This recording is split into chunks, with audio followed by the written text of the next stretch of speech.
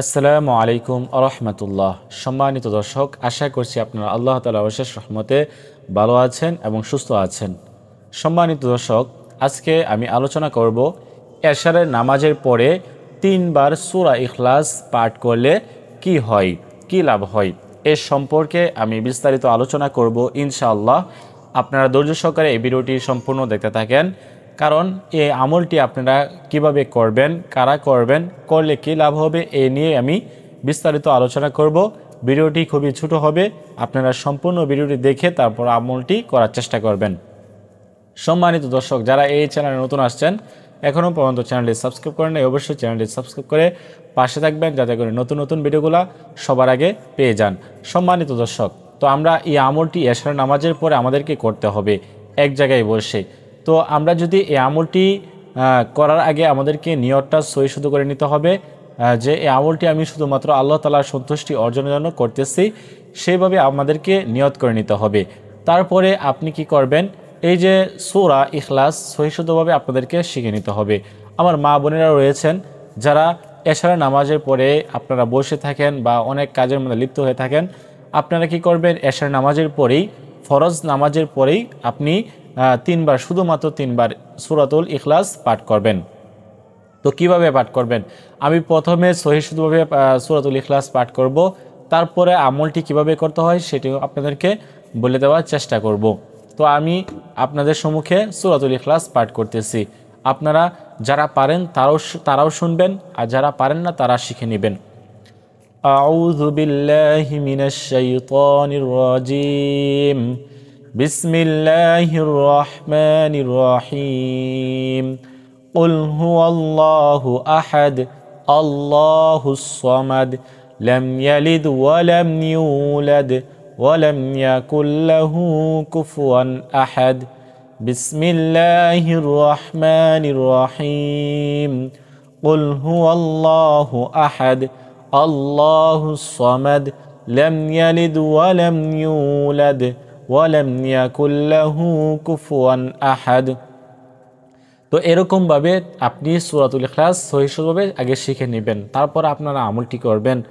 তো আমলটি করার জন্য আমাদেরকে কি করতে হবে, কিভাবে আমলটি করতে হবে, এশার নামাজের পরে, ফরজ নামাজের পরেই আপনি কি করবেন, আউযুবিল্লাহ বিসমিল্লাহ শহীদ প্রথমে আপনি 3 বার ইস্তিগফার পাঠ করে নেবেন।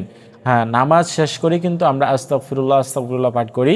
তো এই ইস্তিগফার পাঠ করবেন, পাঠ করা শেষ হয়ে গেলে আপনি 3 বার দুরূদ শরীফ পাঠ করবেন, যে দুরূদ শরীফ আমরা নামাজের মধ্যে পড়ে থাকি, যেরকম আল্লাহুম্মা সাল্লি আলা মুহাম্মদ ওয়া আলা আলি মুহাম্মদ কামা সাল্লাইতা আলা ইব্রাহিম ওয়া আলা আলি ইব্রাহিম ইন্নাকা হামিদুম মাজিদ। আল্লাহুম্মা বারিক আলা মুহাম্মদ ওয়া আলা আলি মুহাম্মদ কামা বারাকতা আলা ইব্রাহিম ওয়া আলা আলি ইব্রাহিম ইন্নাকা হামিদুম মাজিদ। এরকমভাবে আপনি 3 বার দুরূদ শরীফ পাঠ করবেন, তারপরে আপনি 3 বার ইখলাস পাঠ করবেন। আমি যেভাবে পাঠ করছিলাম ওরকমভাবে আপনি 3 বার ইখলাস পাঠ করবেন। আউযু বিল্লাহি মিনাশ শাইতানির রাজিম। বিসমিল্লাহির রহমানির রহিম। কুল হুয়াল্লাহু আহাদ আল্লাহুস সামাদ লাম ইয়ালিদ ওয়া লাম ইউলাদ ওয়া লাম ইয়াকুল লাহু কুফুয়ান আহাদ। এরকমভাবে 3 বার সূরা ইখলাস পাঠ করবেন। পাঠ করা শেষ হয়ে গেলে শেষে আবার 3 বার দুরূদ শরীফ পাঠ করবেন। যদি দুরূদ শরীফ আপনি না পড়তে পারেন কোনো সমস্যা নাই, শুধু সূরাতুল ইখলাস এভাবে পাঠ করবেন। তো পাঠ করা শেষ হয়ে গেলে 2টা হাত এভাবে তুলে আল্লাহ তাআলার কাছে আপনি যা দোয়া করবেন, আল্লাহ তাআলা আপনার সেই দোয়া কবুল করে নেবেন।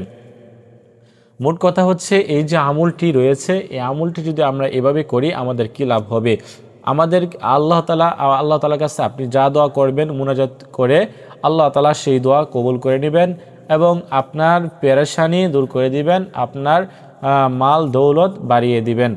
তো আরও মনের আশা রয়েছে, আপনার অনেক মনের আশা রয়েছে, ওই মনের আশাগুলো আল্লাহ তাআলা পূরণ করে দিবেন।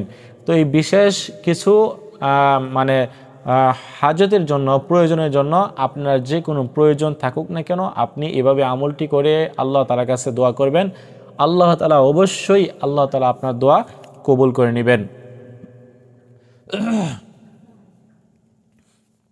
তো সম্মানিত দর্শক, যদি আপনার দোয়া কবুল না হয়ে থাকে, এতদিন ধরে আপনি দোয়া করতেছেন, আপনার দোয়া কবুল হচ্ছে না, এভাবে আমলটি করে আল্লাহ তাআলার কাছে দোয়া করেন। আল্লাহ তাআলা অবশ্যই আপনার কথা শুনবেন, আপনার কথা তিনি শুনবেন এবং আপনার কথা মতো দেখবেন কাজ হচ্ছে। তো এভাবে আপনার আমলটি করে দেখেন, ইনশাল্লাহ কাজে আসবে কোরআনী আমল। তো আজকের মতো এই পর্যন্তই। সকলে ভালো থাকেন, সুস্থ থাকেন, সেই কামনায় বিদায় নিচ্ছি।